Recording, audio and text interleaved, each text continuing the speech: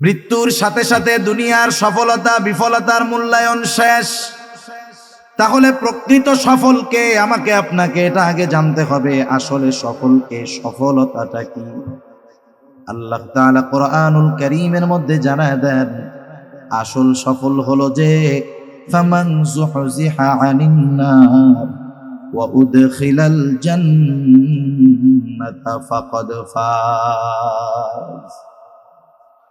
আল্লাহ রাব্বুল আলামিন বলেন, যাকে আগুন থেকে বাঁচানো হবে, জান্নাতে প্রবেশ করানো হবে, সে হলো সফল। ফাকাদ ফাজ, অবশ্যই সে হলো সফল।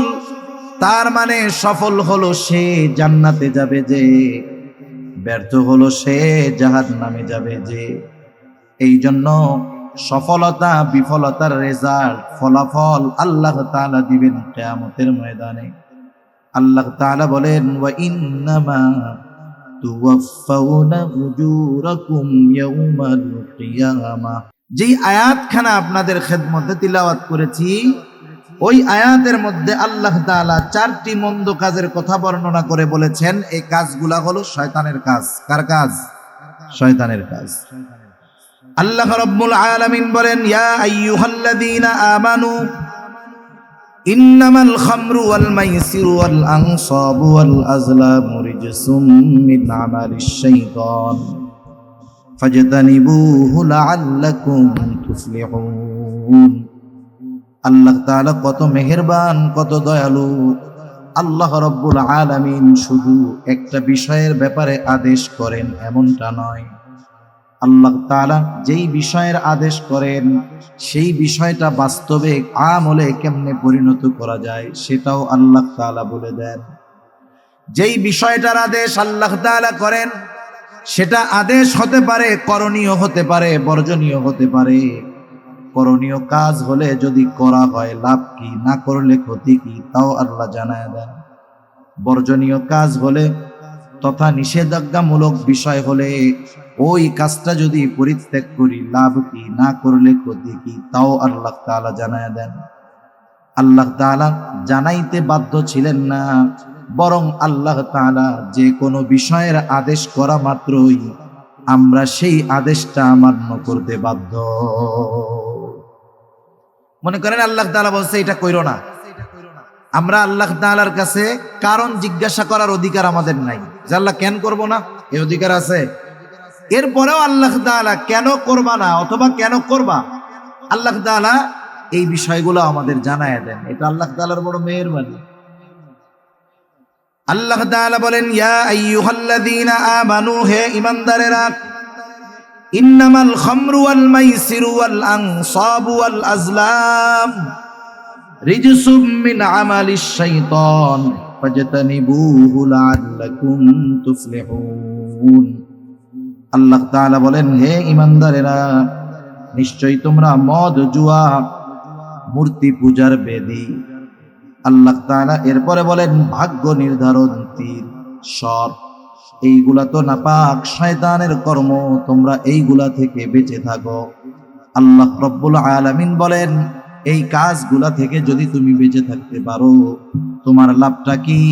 আল্লাহ তাআলা বলেন, লাআল্লাকুম তুফলিহুন, তুমি সফল হয়ে যাবা।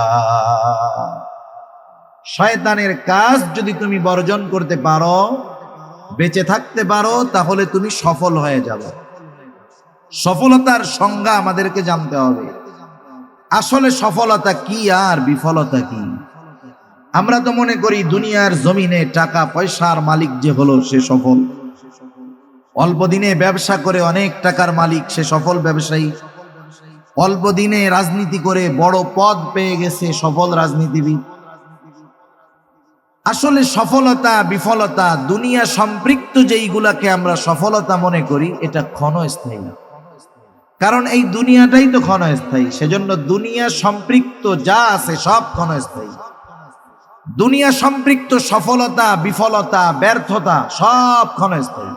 মনে করেন একজন মানুষ ব্যর্থ হয়েছে ব্যবসা করতে গিয়ে, 10 লক্ষ টাকা পুঁজি নিয়ে ব্যবসা শুরু করছে, 1 বছরের মধ্যে তার ব্যবসা শেষ।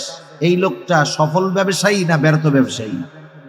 বলেন তো এই ব্যর্থতার কারণে কিয়ামতের দিন আল্লাহ জিজ্ঞাসা করবে যে তুমি 10 লক্ষ টাকা দিয়ে ব্যবসা শুরু করছো, 1 বছরও ব্যবসায় টিকো নাই, তুমি ব্যর্থ ব্যবসায়ী, তুমি জাহান্নামে চলে যাও? বলবে আল্লাহ? সে যদি সফল হয় আল্লাহ বলবে তুমি সফল ব্যবসায়ী, জান্নাতে যাও? না না। মৃত্যুর সাথে সাথে দুনিয়ার সফলতা বিফলতার মূল্যায়ন শেষ। তাহলে প্রকৃত সফলকে আমাকে আপনাকে এটা আগে জানতে হবে, আসলে সফলকে, সফলতাটা কি? আল্লাহ তাআলা কোরআনুল কারীমের মধ্যে জানায় দেন, আসল সফল হলো যে ফামান যুহজিহা আনিন নার ওয়া উদখিলাল জান্নাতা ফাকাদ ফাজ। আল্লাহ রাব্বুল আলামিন বলেন, যাকে আগুন থেকে বাঁচানো হবে, জান্নাতে প্রবেশ করানো হবে, সে হলো সফল। ফাকাদ ফাজ, অবশ্যই সে হলো সফল। তার মানে সফল হলো সে জান্নাতে যাবে যে, ব্যর্থ হলো সে জাহান্নামে যাবে যে। এই জন্য সফলতা বিফলতার রেজাল্ট, ফলাফল আল্লাহ তাআলা দিবেন কিয়ামতের ময়দানে। আল্লাহ তাআলা বলেন, ওয়া ইন্নামা তুওয়াফাউনা উজুরাকুম ইয়াউমাল কিয়ামাহ। আল্লাহ তাআলা জানায় দেন, কিয়ামতের দিন প্রত্যেককে তার আমলের পূর্ণ প্রতিদান প্রদান করা হবে। কিয়ামতের দিন হলো ফলাফলের দিন। কিয়ামতের দিন কিসের দিন? ফলাফলের দিন। আর দুনিয়া হলো পরীক্ষার জায়গা। কোন ব্যক্তি যদি পরীক্ষার হলে সাদা খাতা জমা দিয়া দেয়, কিচ্ছুই লেখে নাই, এই সাদা খাতা জমা দিয়া সে যদি আল্লাহর কাছে বলে, আল্লাহ আমি জানি গোল্ডেন এ প্লাস পাই, কাজ হবে? কাজ হবে না তো। পরীক্ষায় কিছু তো লেখে নাই, পারে নাই তো। দুনিয়াটা হলো পরীক্ষার জায়গা। দুনিয়াটা হলো সফলতার বীজ বপনের জায়গা।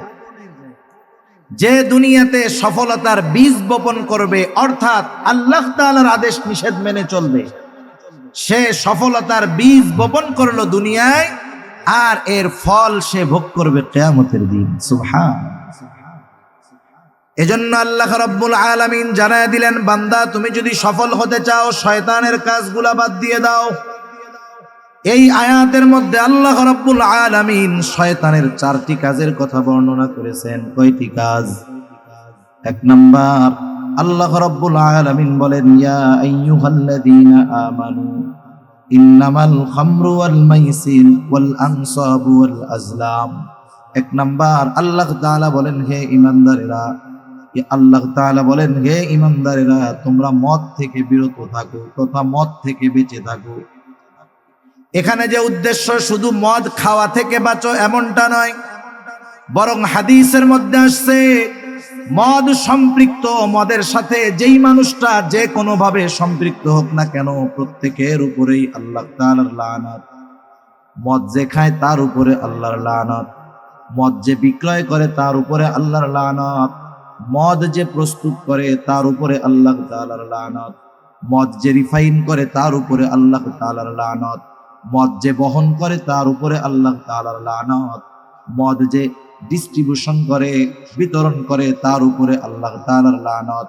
এক কথায় মদের সাথে সম্পৃক্ত যে যেভাবেই থাকুক না কেন, তার উপরে আল্লাহ তাআলার লানত। ইসলামের সিস্টেম অনেক সুন্দর।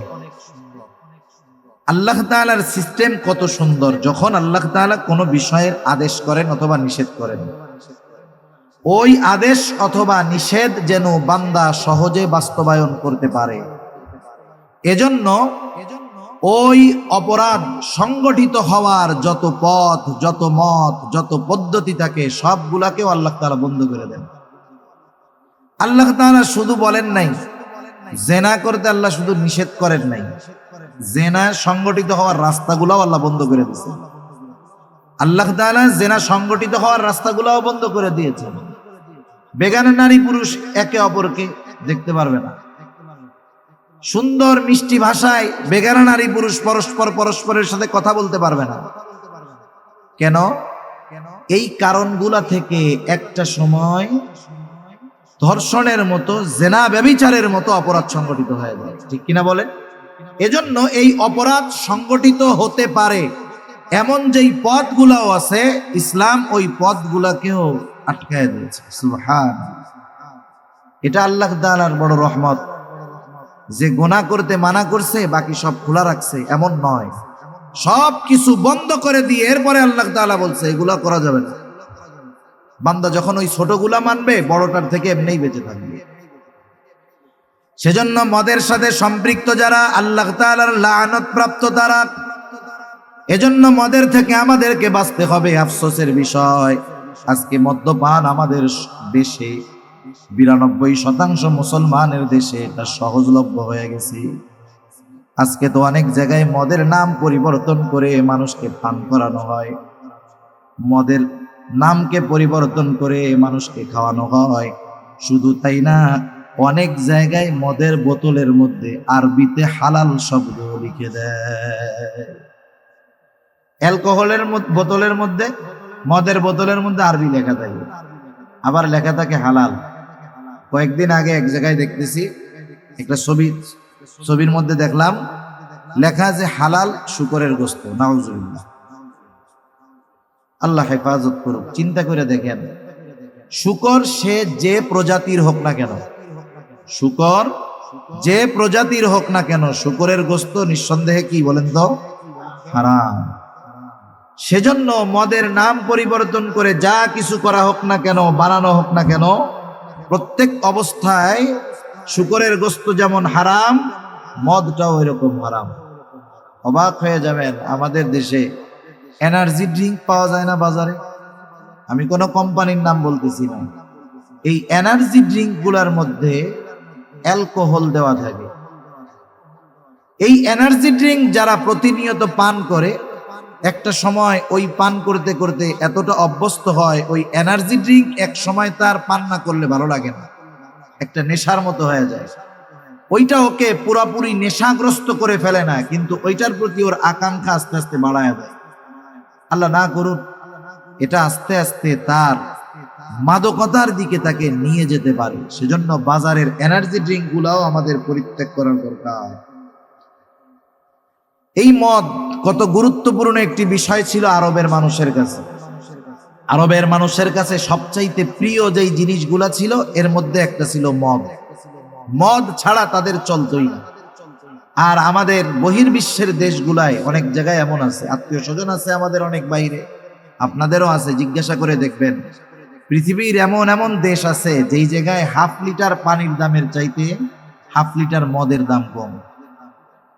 হাফ লিটার মদ দিয়ে সে, হাফ লিটার পানি দিয়ে সে 2 লিটার মদ কিনতে পারবে, এমন সহজলভ্য হয়ে গেছে মদ। আর মদ খেয়ে নেশাগ্রস্ত হয়ে উন্মাদের মতো যা করে সব তো আর ভাষায় বর্ণনা করা যায় না। আরবের মানুষের কাছে অন্যতম পানীয় ছিল মদ, সহজলভ্য একটি বিষয় ছিল মদ। আল্লাহ সুবহানাহু ওয়া তাআলা সেই জন্য মদকে সরাসরি একবারে হারাম বলে আল্লাহ তাআলা ঘোষণা দেন নাই। কারণ একটা মানুষ যুগের পর যুগ, বছরের পর বছর, শতাব্দীর পর শতাব্দী একটা বিষয় যদি সহজভাবে মানুষ গ্রহণ করে নেয়, ওই অবস্থা থেকে তাদেরকে ফিরায় আনার জন্য সময়ের দরকার। হঠাৎ করে যদি বলা হয় তাদের জন্য কষ্টকর হতে পারে, কিন্তু সাহাবায়ে কেরামের বিষয়টা ছিল এমন, আল্লাহ তাআলা যখনই কোনো বিষয়ের আদেশ করতেন, নিষেধ করতেন, সাথে সাথে তারা মেনে নিত। এই আমল করতে তারা বিন্দু পরিমাণ দেরি করতো না, ইতস্তত করতো না। এরপরেও আল্লাহ রাব্বুল আলামিন 3টা পর্যায়ে মদকে হারাম করেছেন। আল্লাহ তাআলা কোরআনুল কারীমের মধ্যে 3 ধাপে মদ হারামের কথা জানায় দিয়েছেন। মদিনার মধ্যে হযরত ওমর রাদিয়াল্লাহু তাআলা আনহু সহ কয়েকজন রাসূলুল্লাহ সাল্লাল্লাহু আলাইহি ওয়াসাল্লামের কাছে এসে বললেন, ইয়া রাসূলুল্লাহ, মদের ব্যাপারে আমাদেরকে সুস্পষ্টভাবে কিছু জানায়া দেন। আর একটা বিষয় আমাদের জেনে রাখতে হবে, রাসূল আকরাম সাল্লাল্লাহু আলাইহি ওয়াসাল্লাম নবুয়তির পরে যেই বিষয়গুলা হারাম করেছেন, ওহীর মাধ্যমে হোক আর যেভাবেই হোক, নবীজি যেই বিষয়গুলা নবুয়তির পরে হারাম করেছেন, নবুয়তির পূর্বেও আমার আপনার নবী ওই কাজগুলা কখনো করেন নাই। এমন নয় যে ওহি আসার পরে মদ হারাম হইছে, এর আগে নবীজি মদ খাইতেন? নাউজুবিল্লাহ, এমন না। নবীজি গোটা জিন্দেগিতে কোনোদিন কি খান নাই? মদ করেন নাই। সুবহানাল্লাহ। আল্লাহ তাআলা আমার আপনার নবীর চরিত্রকে এভাবে হেফাজত করছে। কেন? কারণ একটা বিষয় ওহির মাধ্যমে নতুন করে আল্লাহ তাআলা হারাম করলেন। মনে করেন নবীজি ওই কাজটা আগে করতেন, এখন নবীজি যখন বলবেন এটা আল্লাহ তাআলা হারাম করছেন, তখন কাফেররা বলবে কি, হ্যাঁ তুমি আগে করতা, এখন করো না, এই জন্য হারাম হয়েছে। এতটুকু কথা বলার সুযোগও আল্লাহ তাআলা কাফেরদের দেন নাই। রাসূলুল্লাহ সাল্লাল্লাহু আলাইহি ওয়াসাল্লাম এই জন্য এই বিষয়গুলা থেকে পরহেজ ছিলেন, বেঁচে ছিলেন, আল্লাহ তাআলা তাকে বাঁচায় রাখছেন। যাই হোক, হযরত ওমর রাদিয়াল্লাহু তাআলা আনহু, মুআয ইবনে জাবাল রাদিয়াল্লাহু তাআলা আনহু সহ কয়েকজন এসে বলল, ইয়া রাসূলুল্লাহ, মদের ব্যাপারে আমাদেরকে পরিষ্কারভাবে কিছু বলেন। এই ঘোষণা যখন তারা নবীজির কাছে জানতে চাইল, তারা চলে গেল। আল্লাহ তাআলা এবার ওহী নাজিল করলেন, ওয়ায়াসআলুনাকা আনিল খামর, হে রাসূল, তারা আপনার কাছে মদের ব্যাপারে জানতে চায়। ওয়ায়াসআলুনাকা আনিল খামরি ওয়াল মাইসির কুল ফীহিমা ইসমুন কাবীরু ওয়া মানাফিউ লিন-নাস, তারা আপনার কাছে মদ এবং জুয়ার ব্যাপারে জানতে চায়, আপনি তাদেরকে বলে দেন, কুল ফীহিমা ইসমুন কাবীর ওয়া মানাফিউ লিন-নাস, এটা বড় খারাপ বিষয়, তবে এর মধ্যে মানুষের জন্য কিছু উপকার রয়েছে। এই আয়াত যখন নাজিল হলো, বোধ সম্পন্ন যারা ছিলেন তারা মদ্যপান পরিত্যাগ করলেন, কিন্তু যেহেতু কিছু উপকার রয়েছে সেহেতু এখনো পুরোপুরি হারাম হয় নাই। এরপরে একদিন আব্দুর রহমান ইবনে আউফ রাদিয়াল্লাহু তাআলা আনহুর বাড়িতে মাগরিবের নামাজে তিলাওয়াতের সময় তিলাওয়াতের মধ্যে ভুল হয়ে গেল। এখানে একটা সমস্যা দেখা দিল। রাসূলুল্লাহ সাল্লাল্লাহু আলাইহি ওয়াসাল্লামের কাছে বলা হলো, ইয়া রাসূলুল্লাহ, এইরকম ঘটনা, আপনি আমাদেরকে মদের বিষয়ে আরেকটু স্পষ্ট করে কিছু বলে দেন। আল্লাহ রাব্বুল আলামিন এইবার সূরাতুন নিসার ৪৩ নম্বর আয়াত নাযিল করে জানায়া দিলেন, ইয়া আইয়ুহাল্লাযীনা আমানু লা তাকরাবুস সালাতা ওয়া আনতুম সুকারা হাত্তা তা'লামু মা তাকুলুন। আগে বলা হয়েছিল ক্ষতি তো বেশি কিন্তু কিছু উপকার আছে। এখন বলা হলো যে তোমরা লা তাকরাবুস সালাহ ওয়া আনতুম সুকারা, তোমরা যখন নেশা খেয়ে নেশাগ্রস্ত থাকবা, মদ খেয়ে, নামাজের নিকটবর্তী হবে না। কতক্ষণ হবে না? হাত্তা তাকুলুনা, সে কি বলতেছে যতক্ষণ সে নিজে বুঝতে না পারবে ততক্ষণ সে যেন নামাজের নিকটবর্তী না হয়। এভাবে চলতেছে, এখনো মদ পরিপূর্ণভাবে হারাম হয় নাই। আতবান ইবনে মালিক সহ কয়েকজন সাহাবীকে আতবান ইবনে মালিক দাওয়াত করলেন। আনসার মুহাজির দুই দলের সাহাবীরাই ছিল এখানে। একজন আনসার যুবক মদ পান করে হযরতে সাদ রাদিয়াল্লাহু তাআলা আনহুর মাথায় হাড্ডি দিয়ে একটা বাড়ি দিয়ে দিল। তিনি রক্তাক্ত হয়ে গেলেন। রাসূল আকরাম সাল্লাল্লাহু আলাইহি ওয়াসাল্লামের কাছে বিচার গেল। এবারও হযরত ওমর রাদিয়াল্লাহু তাআলা আনহু এসে বলতেছে, ইয়া রাসূলুল্লাহ, আপনি আমাদেরকে একটু মদের ব্যাপারে সুস্পষ্ট ধারণা দেন। আল্লাহ রাব্বুল আলামিন এইবার আয়াত নাজিল করে জানায় দিলেন, ইয়া আইয়ুহাল্লাযীনা আমানু ইন্নামাল খামরু ওয়াল মাইসিরু ওয়াল আনসাব ওয়াল আজলামু রিজসুম মিন আমালিশ শাইতান ফাজতানিবুহু লাআল্লাকুম তুফলিহুন। চূড়ান্তভাবে মদকে হারাম করা হলো। এক সাহাবী বলতেছে যে আমি এক বাসায় মদ পরিবেশন করতেছিলাম, বাহিরে কিসের আওয়াজ জানি হইতেছিল, তা বাহিরে গিয়ে দেখলাম বলা হচ্ছে যে মদ হারাম করা হয়েছে, মদ হারাম করা হয়েছে। ওই অবস্থায় যখন সবার কানে এই কথা পৌঁছাইল, যার হাতে মদের পাত্র ছিল ভেঙে ফেলছে, মদের পাত্র থেকে মদ সব ফালায়া দিছে। মদিনার শহরের অলিতে গলিতে কেমন যেন মদ বইতেছিল, এমন এক অবস্থা। যার মুখের মধ্যে ছিল সে কুলি করে ফালায়া দিছে। চিন্তা করে নাই যে শেষ ডোকটা দিয়া দেই, এই চিন্তা করে নাই, মদ ফালায়া দিছে। সাহাবাদের মেনে নেওয়ার কেমন অবস্থা ছিল যে হারাম ঘোষণা হওয়ার সাথে সাথে এই মদের সাথে কতজনের ব্যবসা ছিল, কতজনের মদ স্টক করা ছিল, সব হারাম ঘোষণা হওয়ার সাথে সাথে তারা ফালায়া দিছে। সেজন্য মদ সম্পৃক্ত তথা মাদকতা যার মধ্যে আছে, কারণ বলা হয়েছে কুল্লু মুকসিরিন হারাম, যার মাধ্যমে নেশা আছে এই ধরনের সকল নেশাগ্রস্ত বস্তু হারাম।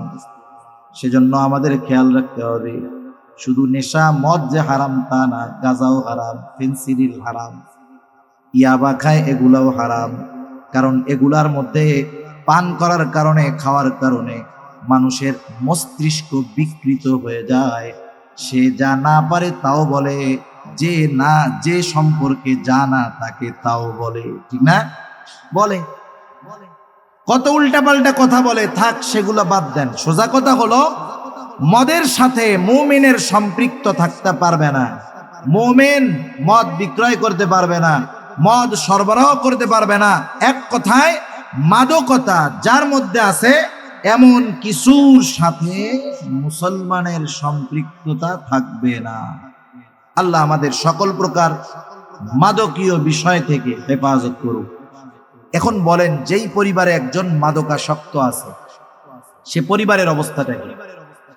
অহরহ আমাদের দেশে দিন যাইতেছে মাদক নিরাময় সেন্টার বাড়তেছে, মাদক নিরাময় সেন্টার বাড়তেছে, যেখানে মদপ্য নেশাগ্রস্তদেরকে নিয়ে রেখে আসা হয় সেফ হোম, সুস্থ বানায় বাড়ি ফিরে আনার জন্য।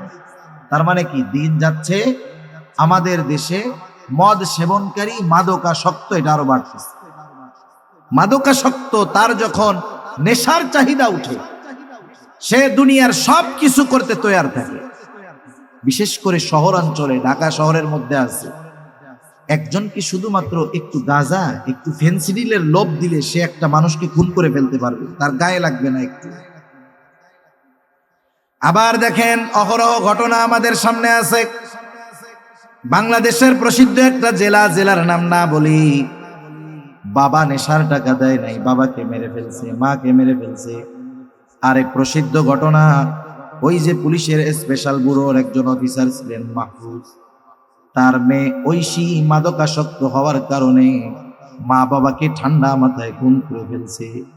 একটা পরিবারে যদি একটা মাদকাসক্ত ব্যক্তি থাকে, ওই পরিবারটা দুনিয়ার ছোটখাটো একটা জাহান্নাম হয়ে যায়। এজন্য পরিবারের কিছু দায়িত্ব আছে। তো পরিবারের দায়িত্ব কি? সন্তানদের ব্যাপারে খেয়াল রাখা, সন্তান কি করে না করে এগুলা যথাযথভাবে একটু নজরে রাখা, শুধু ছেড়ে দেওয়া না। কারণ অধীনস্থরা কই করতেছে, কি বলতেছে না করতেছে, কিয়ামতের দিন এ ব্যাপারে আল্লাহ তাআলা আমাদের থেকে জবাবদিহিতা নেবেন। এজন্য খেয়াল রাখবো। এখন আসেন, মাদকাসক্ত যারা সিগারেট খাওয়া লোক আছে না আপনাদের এদিকে, সিগারেট এটা হলো নেশাগ্রস্ত হওয়ার প্রাথমিক ভূমিকা। নেশাগ্রস্ত হওয়ার প্রাথমিক ভূমিকা হলো সিগারেট। সিগারেট হারাম না মাকরুহে তাহরিমি না জায়েজ, সে মাসালা বাদ দেন। এই যে সিগারেট খাওয়ার দ্বারা কোনো উপকার আছে একটু বলেন না? উপকার আছে। বরং সিগারেটওয়ালারা সিগারেটের প্যাকেটের গায়ে বাস্তব সত্য কথা লেখে। আপনি জুস খান, বাচ্চাদের জুস কিনে দেন না, এই জুসের প্যাকেটে লেখা থাকে 100% আম, কিন্তু এটা মিথ্যা কথা। মিষ্টি কুমড়া দিয়ে জুস বানায়, আম থাকেই না বলতে গেলে অল্প, কিন্তু লেখে কি 100% খাঁটি আমের জুস। এটা চরম মিথ্যা কথা। কিন্তু সিগারেটের গায়ে যা লেখা থাকে এটা সত্য কথা। সিগারেটের গায়ে কি লেখা থাকে? এক সময় লেখা থাকতো মনে হয় ধূমপান স্বাস্থ্যের জন্য ক্ষতিকর। সরকার দাম বাড়াইছে, ওরাও একটু এটার উপকার বাড়াইছে। ধূমপানে স্ট্রোক হয়, ধূমপান হৃদরোগের কারণ, হ্যাঁ, ধূমপানে ফুসফুসে ক্যান্সার হয়। এখন মনে হয় লেখায় ধূমপান মৃত্যু ঘটায়, এটা লেখা থাকে সিগারেটের গায়ে। ক্ষতি যত বেশি সিগারেটের গায়ে লেখছে, মানুষ তত বেশি দাম দিয়ে ওই জিনিসটা কিনতেছে। এখন লেখা ধূমপান মৃত্যু ঘটায়, এক একটা সিগারেট 15 টাকা 20 টাকা দিয়ে তারা কিনে খায়। এরপরের বড় ক্ষতি আর কি লিখবে? লেখার তো কিছু নাই, মরা পর্যন্ত তো চলে গেছে। এরপরে মনে হয় প্যাকেটে লিখবে যে ধূমপান জাহান্নামে নেয়, আর ওই 15 টাকারটা 50 টাকা করে এক একজনে খাবে। এক নাম্বার হলো, কোন মানুষের এই অধিকার নাই সে নিজের ক্ষতি নিজে করবে। কোন মানুষের এই অধিকার নাই যে সে নিজের ক্ষতি নিজে করবে, এটা সে করতে পারবে না। তাহলে তো আত্মহত্যা বৈধ থাকতো। যত কষ্ট হোক, যত মুসিবত আসুক, আত্মহত্যা করা যাবে না। কেউ যদি মনে করে দুনিয়ার সাময়িক কষ্ট থেকে বাঁচার জন্য সে আত্মহত্যা করলো, সে তো চিরন্তন ক্ষতির মধ্যে ডুবে গেল। এজন্য এমন কিছু করা যাবে না, এমন কিছু খাওয়া যাবে না যার দ্বারা নিজের ক্ষতি হয়। সিগারেট খাওয়ার মাধ্যমে কোনো উপকার নাই, বরং ক্ষতি হয়। এর নিকোটিনে শুধু নিজের ক্ষতি হয় তা নয়, একটু নিজের আপনজনের কথা চিন্তা করেন। যারা গবেষণা করে, চিকিৎসকেরা বলতেছে যারা সিগারেট খায় তারা তো ক্ষতির মধ্যে আছে। এইবার ওই সিগারেট খোরের আশেপাশে যারা থাকে, তার বাচ্চা, তার পরিবারও সে সিগারেট পান করার কারণে তারাও ক্ষতিগ্রস্ত হয়। নিজের আপনজনের ক্ষতির কথা চিন্তা করে হলেও এটা বাদ দিতে হবে। প্রথম নিজের ক্ষতি হয়, আপনজনের ক্ষতি হয় 2 নাম্বার। 3 নাম্বার সম্পদের অপচয় হয়। আর যারা অপচয় করে তারা হলো শয়তানের ভাই। সেজন্য সিগারেট যারা খান, এই বদ অভ্যাস আছে, আল্লাহর রাস্তায় বাদ দিয়ে দিবেন। এই সিগারেট খোরগুলা এক সময় আস্তে আস্তে মাদকতার দিকে চলে যায়, আল্লাহ হেফাজত করুক। 2 নাম্বার আল্লাহ তাআলা জানায়া দিলেন ওয়াল মাইসির, জুয়া। জুয়া তো আজকে এমন পদ্ধতিতে আমাদের দেশে হয়েছে, একটা সময় জুয়া খেলার জন্য মানুষের জুয়ার কাছে যাওয়া লাগতো। জুয়া খেলার জন্য জুয়ার কাছে যাওয়া লাগে না। আপনারা অনেক সময় হয়তো দেখে থাকবেন বাজারের বিভিন্ন জায়গায় সিএনজি স্ট্যান্ড, টমটম স্ট্যান্ড, বিভিন্ন রিক্সা স্ট্যান্ড, দেখবেন 3-4 জন এক জায়গায় বৈশা কি যেন দেখতেছে, মোবাইলে আপনি দেখতেছেন লুডো খেলতেছে। খেলে না এরকম? ওই জায়গায় কি খেলা চলে বলেন তো? জুয়া চলে, জুয়া। বাংলাদেশে হাজার হাজার কোটি টাকার জুয়া এই অনলাইনের মাধ্যমে খেলা হয়। এই ফুটবল খেলাকে কেন্দ্র করে জুয়া হয়, ক্রিকেট খেলা হয়, ক্রিকেট খেলাকে কেন্দ্র করে জুয়া হয়। প্রত্যেকটা সেকেন্ডে সেকেন্ডে আজকে এই জুয়া আমাদের তরুণ প্রজন্মের মধ্যে ঢুকে গেছে। আমরা ছোটবেলা খেলাধুলা করছি, মাদ্রাসায় যখন পড়ছি ফুটবল ক্রিকেট খেলছি, তো এখনের ছেলেরা, ছোট বাচ্চারাও, এরা টাকা ছাড়া খেলতে চায় না, বলে বাজির খেলা হবে, এমনি খেলে কোনো লাভ নাই। 5 লিটার 10 লিটার কোক 7 আপের বাজিতে খেলে, এগুলো জুয়া। আমাদের কোমলমতি শিশুদের অন্তরের মধ্যেও এখন এই জুয়ারে আমরা ঢুকাই দিতেছি। তাস খেলা জুয়া, বিভিন্ন পদ্ধতিতে জুয়া, ক্যাসিনো জুয়া। যে দেশে জুয়াকে বৈধতা দেওয়া হয়, মদ্যপানকে বৈধতা দেওয়ার ব্যবস্থা করা হয়, সে দেশে আল্লাহর রহমত আশা করা যায়। আল্লাহ হেফাজত করুন। এজন্য জুয়ার থেকে বাঁচতে হবে। জুয়া সম্পৃক্ত কোনো কিছুর সাথে আমরা সম্পৃক্ত থাকবো না। এই খেলাধুলার সাথে জুয়া সম্পৃক্ত আছে, আমরা এগুলার সাথে থাকবো না। আল্লাহ তাআলা এরপরে জানায় দিলেন শয়তানের দ্বিতীয় কাজ হলো, আল্লাহ রাব্বুল আলামিন এরপরে জানায় দেন ইয়া আইয়ুহাল্লাযীনা আমানু ইন্নামাল খামরু ওয়াল মাইসিরু ওয়াল আনসাবু ওয়াল আজলাম। আল্লাহ তাআলা জানায় দেন পূজার বেদী সমূহ এগুলা হলো শয়তানের কাজ তথা মূর্তি পূজা। এরপরে ওয়াল আজলাম, ভাগ্য নির্ধারণ করা, জ্যোতিষীগিরি করা, জ্যোতিষীর কাছে যাওয়া, এটাও শয়তানের কাজ। আমাদের ঢাকা শহরে আছে এরকম, কাজী বশির মিলনায়তন গুলিস্তানের মধ্যে আছে। সে সিড়া সালার বস্তার উপরে কয়েকটা চিঠি আর একটা টিয়া পাখি নিয়ে বসে আছে। বছরের পর বছর ওইরকম ওই লোকরে ওই অবস্থায় দেখতেছি। যেই লোকটা নিজের ভাগ্যের কোনো পরিবর্তন করতে পারলো না, সে আর একজনের ভাগ্য পরিবর্তনের পদ্ধতি কেমনে বলে দেয় এটা বুঝে আসে না মানুষ, বোকা মানুষ। সেজন্য এদের কাছে যদি কেউ যায় 40 দিন তার ইবাদত কবুল হয় না। আর ওদের কথা বিশ্বাস করলে ঈমান শেষ। এরা যে ভবিষ্যতের কথা বলে, এগুলা বিশ্বাস করার কোনো উপায় আমাদের নাই। কারণ ভবিষ্যতে কোন মুহূর্তে কোনটা ঘটবে, যেটা গায়েব, এর একমাত্র জ্ঞান ইলম কার কাছে? আল্লাহ তাআলার কাছে। দুনিয়ার কারো কাছে গায়েবের ইলম নাই। এই বিষয়গুলো নিয়ে আমাদের মধ্যে অনেক মতপার্থক্য, কিন্তু সহজে বুঝতে হবে। সহজে বুঝতে হবে, একটা হলো গায়েবের খবর আর একটা হলো গায়েবের জ্ঞান, ইলম। গায়েবের ইলম আল্লাহ তাআলার কাছে, আর আল্লাহ তাআলা যাকে গায়েবের বিষয়টা জানান তার কাছে গায়েবের খবর পৌঁছায়। আল্লাহ তাআলা মনে করেন নবীজির কাছে বললেন যে অমুক দিন এটা হবে, নবীজি বললেন যে অমুক দিন ওইটা হবে। এখন নবীজির কাছে কিন্তু গায়েবের ইলম নাই, গায়েবের কি আছে? খবর আছে। এজন্য কোন ভাগ্য নির্ধারণ, কোন জ্যোতিষী চাঁদ দেখে এই দেখে কি হবে না হবে বলতে পারে না। আমাদের দেশে একদল মানুষ আছে আংটি বিক্রি করে, দেখবেন অষ্টধাতুর আংটি বিক্রি করে মাইক বাজায় বাজায়। এই আংটি দিলে কি হবে? রাহুর দোষ কেটে যাবে, শনির দোষ কেটে যাবে, এই হবে সেই হবে, উন্নতি হবে, সম্পদের মালিক হবে। মানুষ বোকা, ধুমসে আংটিগুলা কিনে, এই চিন্তা করে না যেই লোকটা এত বছর ধরে আংটি বিক্রি করতেছে এই আংটি দিয়া ওর পরিবর্তন হইল না। এইটুক চিন্তা করলেই তো বোঝা যায়। তাইলে ওর রাস্তার উপরে সালা বিছাইয়া এই ব্যবসা করা লাগে? সেজন্য এই ধরনের কোন বিষয়ের প্রতি আমরা বিশ্বাস রাখবো না, ভাগ্য নির্ধারণী বিষয়ের উপরে বিশ্বাস রাখবো না। কারণ তাকদীরে কি আছে না আছে জানে কে?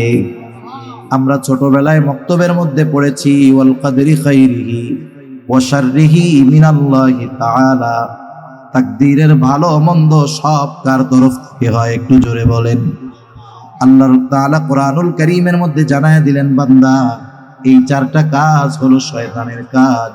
রিজসুম মিন আমালিশ শাইতান, এই কাজগুলা যেমন নাপাক কাজ, সাথে সাথে এগুলা হলো শয়তানের কাজ। প্রকৃত মুমিন নাপাক শয়তানের কাজগুলা করতে পারে না। আর আল্লাহ তাআলা জানায় দিলেন, বান্দা এই কাজগুলা পরিত্যাগ করো, যদি পরিত্যাগ করো অবশ্যই তুমি সফল হয়ে যাইবা। ফাজতানিবু, একবারে ডিরেক্ট আদেশ, ফাজতানিবু, এগুলা থেকে বিরত থাকো, লাআল্লাকুম তুফলিহুন, সফল হয়ে যাইবা। সুবহানাল্লাহ।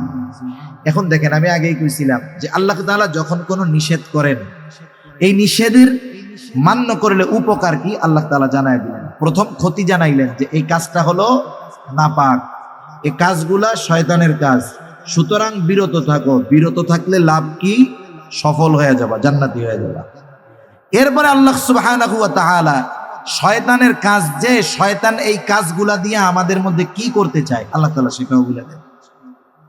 আল্লাহ তাআলা বলেন, ইন্নামা ইউরিদুশ শাইতান আন ইউকিআ বাইনাকুমুল আদাওয়াতা ওয়াল বাগদাআ ফিল খামরি ওয়াল মাইসিরি ওয়া ইয়াসুদ্দাকুম আন যিকরিল্লাহি ওয়া আনিস সালাহ ফাহাল আনতুম মুনতাহুন। আল্লাহ রাব্বুল আলামিন বলেন, শয়তান মদ ও জুয়ার মাধ্যমে তোমাদের মধ্যে শত্রুতা ও বিদ্বেষ সঞ্চার করতে যায়। মদ ও জুয়ার মাধ্যমে শয়তান তোমাদের মধ্যে শত্রুতা ও বিদ্বেষের বীজ বপন করতে চায়।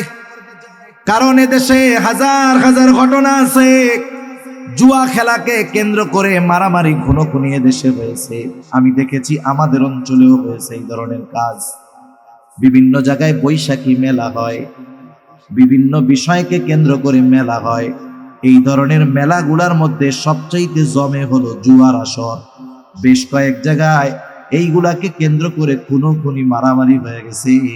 এই যে দেখুন, মানুষের সাথে মানুষের যে সম্পর্ক ছিল, আন্তরিকতা ছিল, ভালোবাসা ছিল, এই জুয়ার মাধ্যমে নষ্ট হলো। মানুষ মদ পান করে উল্টাপাল্টা কাজ করে বলে, এগুলার মাধ্যমে শয়তান চায় যেন মানুষের মধ্যে শত্রুতা সৃষ্টি হয়, একে অপরের প্রতি বিদ্বেষ অন্তরের মধ্যে আসে, মানুষের মধ্যে জানি বিশৃঙ্খলার সৃষ্টি হয়। কারণ সে যদি একটা মাদককে ঘরে ঘরে পৌঁছায় দিতে পারে, জুয়াকে ঘরে ঘরে পৌঁছায় দিতে পারে, তাহলে ওই মানুষের মনুষ্যত্বটা নষ্ট হয়ে যাবে। জুয়াখোর যে কেমন জিনিস, এটা যারা চিনে জানে এরা বুঝবে। আপনারা হয়তো কিছুদিন আগে শুনছেন, আরবের এক প্রিন্স, রাজকীয় পরিবারের এক লোক, সে তার স্ত্রীকে বন্ধক রেখে জুয়া খেলছে। স্ত্রীকে বন্ধক দিয়ে জুয়া খেলছে। জুয়াখোরের অবস্থা এমন হয়, সেজন্য সাবধান, জুয়ার কাছেও আমরা যাব না।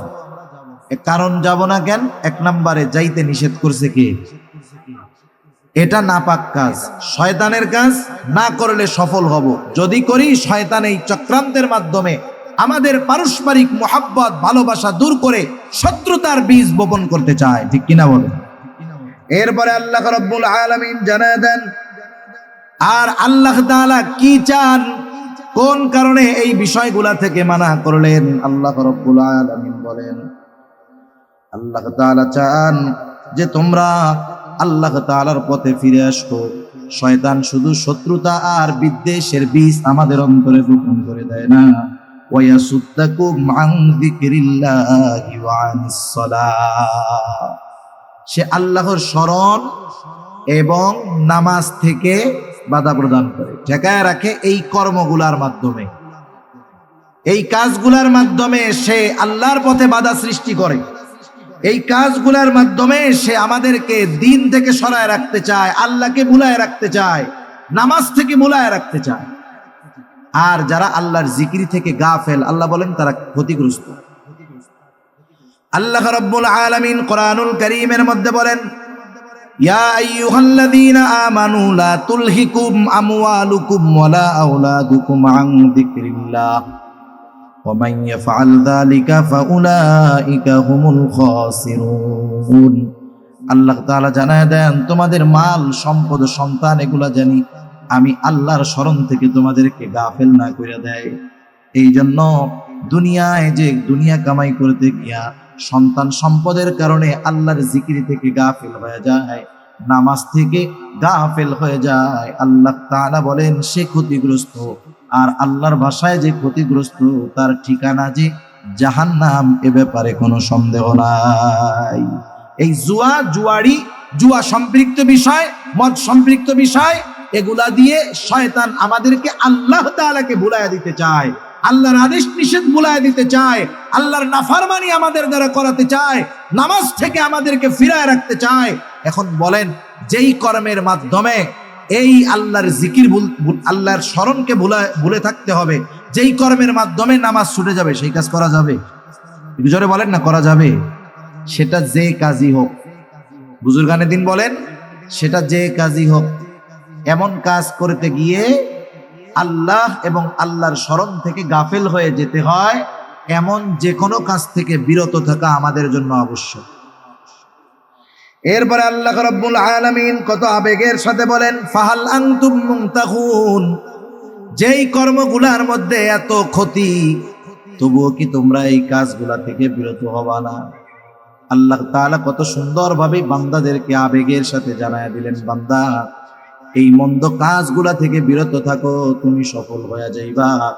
এই জন্য এই ধরনের কাজের সাথে আমাদের যদি কোনো সম্পৃক্ততা থাকে, আমরা এগুলা ছেড়ে দিব। অনেকে আছে দোকানদারি করে, দোকানের মধ্যে সিগারেট বিড়ি বেচে, আছে না? এগুলাও বেচা কিন্তু ঠিক না। অনেক দোকানদার আছে, এগুলা তারা বিক্রি করে না, লাভ বেশি হোক, বিক্রয় যত বেশি হোক, সে চিন্তা করে আমি এটা বিক্রি করব না। দুনিয়ার সাময়িক ক্ষতি হয়তো আমাদের পরিলক্ষিত হতে পারে, কিন্তু অনন্তকালের লাভ হবে, এ চিন্তা করে বিষয়গুলা যদি কেউ সম্পৃক্ত কোনোভাবে থাকে, আমরা বাদ দিব ইনশাআল্লাহ। আল্লাহ তৌফিক দান করুক।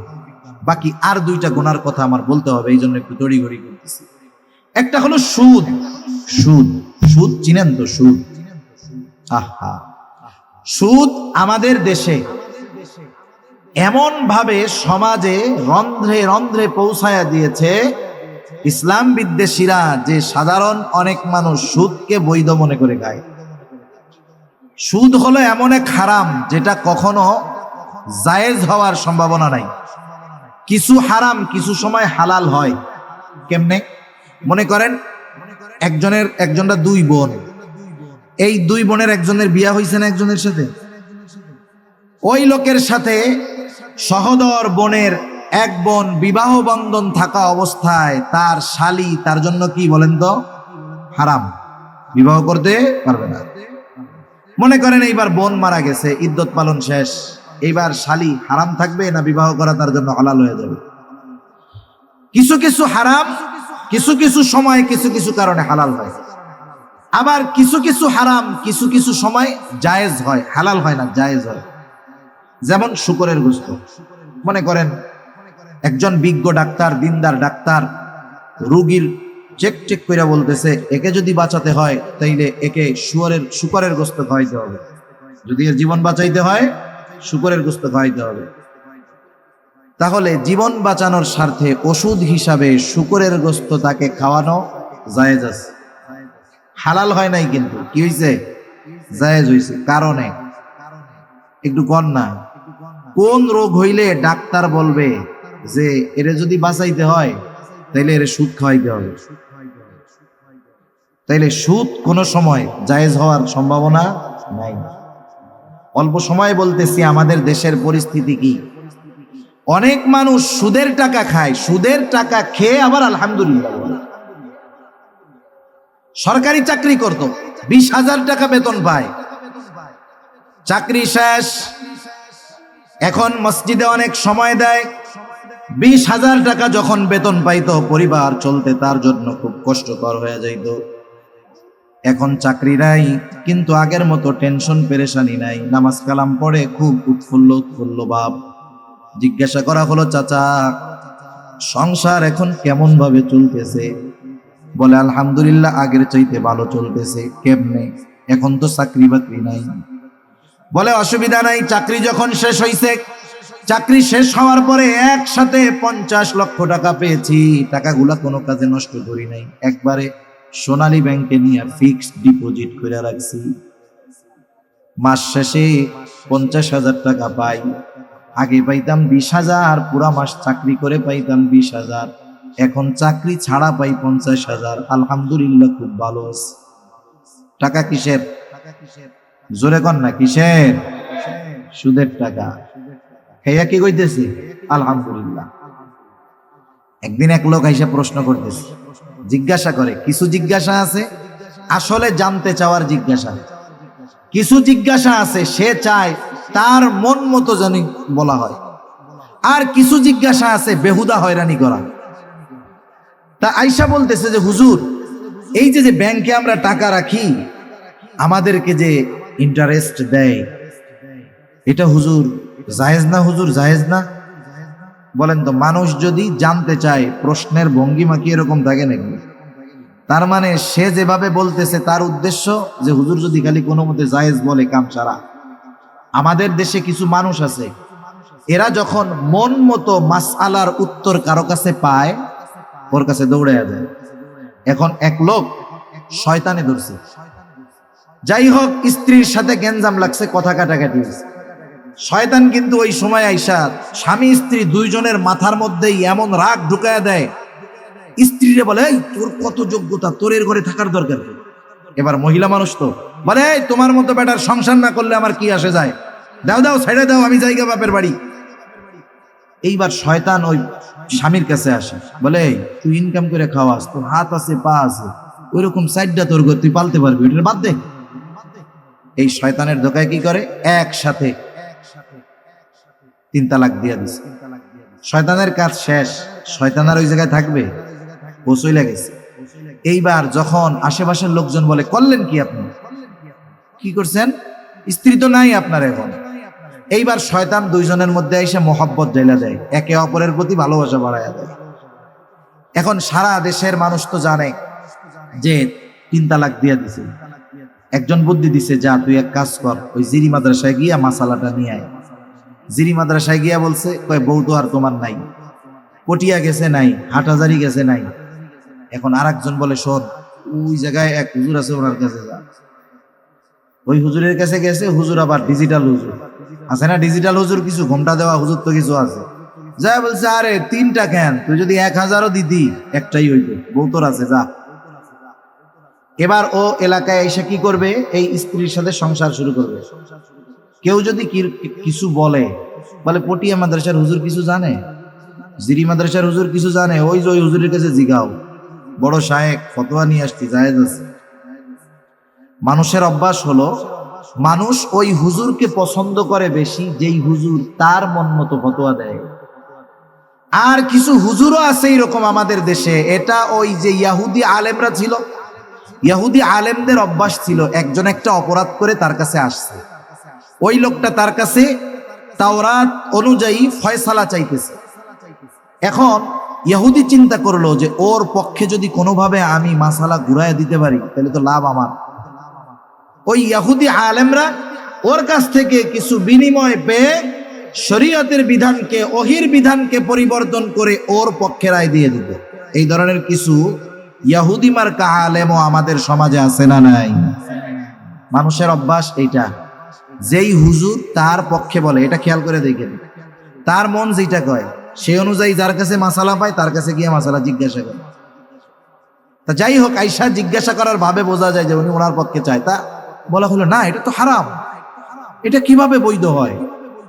উনি এখন বলতেছে যে হুজুর আপনারা সব কথা কন, কেউ কয় হালাল, কেউ বলে হারাম, যা হয় হোক, আমাকে তো আর দোষ নাই, সব দোষ ব্যাংকের, দেয় কেন তাই আমরা খাই। কথা হইলো কোনো? এখন দেখেন, এই লোকটা যে খাইতেছে, এই লোকটা যদি ওই সুদের টাকাকে হারাম মনে করতো, বলেন তো খাইতো নাকি? খাইতো না। এর কথার দ্বারা বোঝা যায় ও বৈধ মনে করে খায়। এজন্য কেউ যখন হারাম খায়, হারামের সাথে সম্পৃক্ত থাকে, তার বড় বড় চারটা ক্ষতি হয়ে যায়। কয়টা ক্ষতি হয়? খাবার হারাম হোক আর উপার্জন হারাম হোক, যে কোনো একটা হারাম হলেই হলো। যদি হয়, চার ক্ষতি। এক নাম্বার ক্ষতি হয় তার দোয়া কবুল হয় না। দুই নাম্বার ক্ষতি তার ইবাদত কবুল হয় না। তিন নাম্বার ক্ষতি নবীজি বলেন সে জান্নাতে যেতে পারবে না। লা ইয়াদখুলুল জান্নাতা জাসাদুন গুদিয়া বিল হারাম, হারাম বক্ষণকারীর শরীর জান্নাতে যাবে না। চার নাম্বার সবচাইতে বড় ক্ষতি, হারামকে যদি হালাল মনে করে তার ঈমান থাকবে না। আজকে বাংলাদেশে